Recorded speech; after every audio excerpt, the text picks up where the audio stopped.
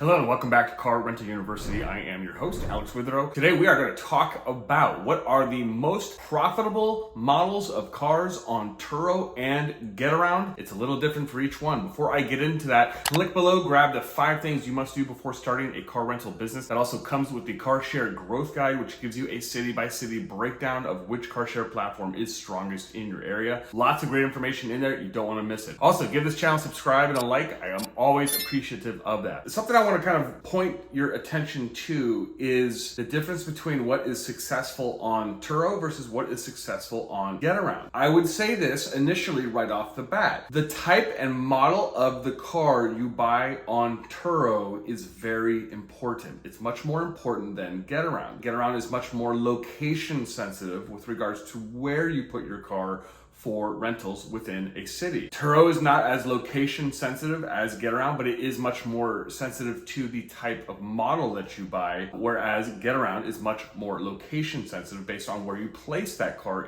within a city for rentals. With Turo, we do have a lot of data with regards to which cars are producing the best ROI. With GETAROUND, we don't quite have as much specific data as Turo does, but we're gonna get into both and which ones are successful and why they're successful. So let's talk about the economy class cars. This is based on Turo's calculator data. The Turo economy class cars coming in at number 3 is the Kia Rio, has 138% ROI on the year. Very impressive. Number 2, Chrysler Voyager coming in at 150% ROI on the year. Also very strong. And number 1 is the Fiat 500 at 178% ROI on the year. Now these are their economy cars between $10,000 and $30,000 in value. Like I've always said, I think that economy cars are always the way to start out, always the way to go initially. It's typically a very safe bet. Let's talk about the mid-range cars. So on the mid-range with Turo, they classify that as a $30,000 car up to $50,000. Coming in at number 3 is the Cadillac CT5 with a 73% ROI on the year. Coming in at number 2 is the Alfa Romeo Stelvio, coming in at 80% ROI on the year. Coming in at number 1 in the mid-range tier is the Audi S5 at 94%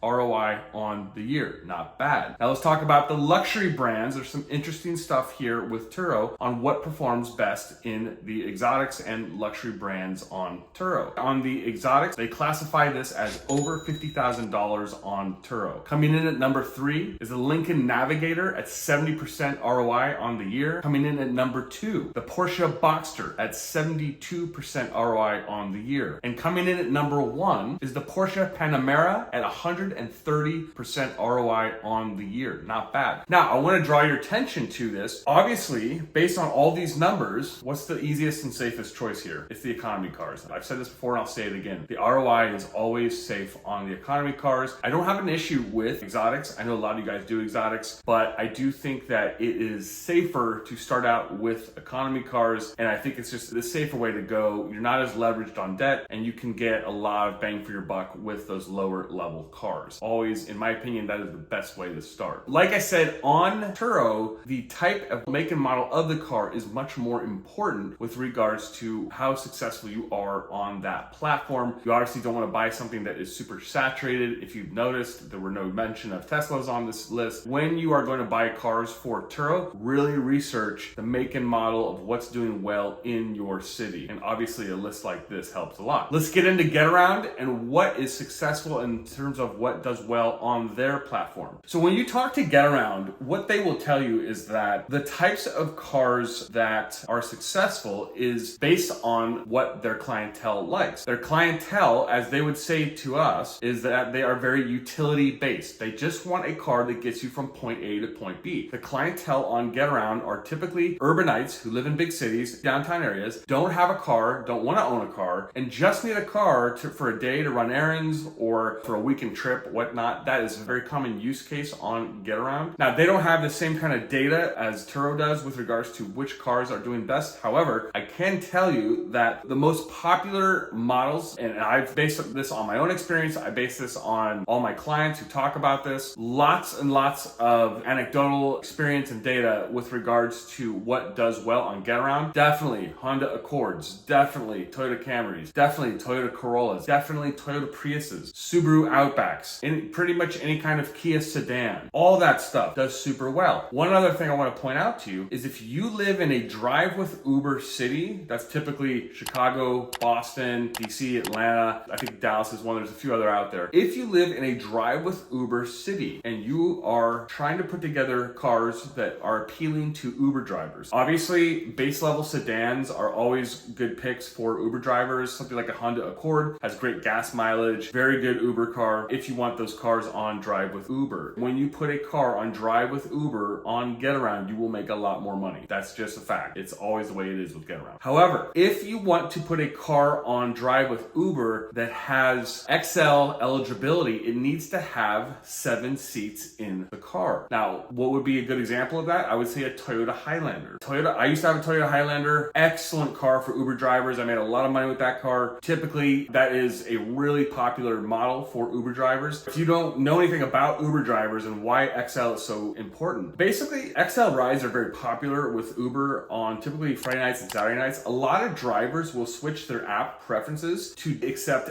XL rides only. So basically what they'll do is they won't take the regular UberX rides, but they will only accept Uber XL rides on the app. There's a setting where you can set it to that when you are driving for Uber. And basically from there, what you can do is just accept XL rides on a Friday and Saturday night. So they just want to grab people who have large parties of people. They're going out 5 to 6 people. Basically, you are someone that is providing a car for this type of driver. That kind of driver is going to make about $30 to $40 per ride when they take each person out on a Friday or Saturday night. Now, that ride may not come for every 30 minutes or so, but they can make a lot of money with an Uber XL car when it is eligible because it has 7 seats, 7 seat belts in the car. Like I said, a Toyota Highlander is a great example of that. There are also obviously other cars out there that have 7 seat belts in them. That's an excellent car for an Uber driver and an Uber XL driver should they want to go that route. Even if you put that car on drive with Uber, it should do pretty well. But even if you don't have it on GetAround, you can also put that car with an Uber driver, private rental agreement. That car will always make a lot of money. So that is definitely something I would recommend as well. I just want to reemphasize for you guys, GetAround is much more location sensitive with regards to how well rentals perform. And then Turo is much more make and model sensitive to how they perform, but they are not as location sensitive. If you are out in the suburbs, Turo is typically a better option for you. That is my breakdown on which models do best on Turo and GetAround. Drop some comments below. Would love to hear what you have to think about that. Definitely would love to hear your thoughts on all this. And before I go, click below, grab the 5 things you must do before starting a car rental business. I will catch you in the next episode. Thank you.